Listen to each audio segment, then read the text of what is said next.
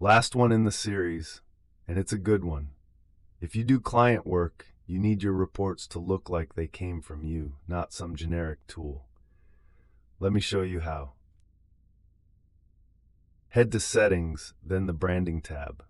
This is where you make Parallax yours. Upload your company logo, type in your company name, and pick a header color that matches your brand.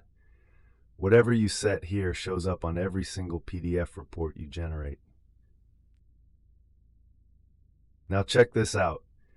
Go export a report and your logo's right there in the header. Your company name, your colors. Your client sees a polished document with your name on it. And that wraps up the whole series. You've got everything you need to run professional security assessments with Parallax. Make sure you're subscribed so you catch any new videos. Drop a like, leave a comment, and go check out parallaxtools.com to get started. Catch you later.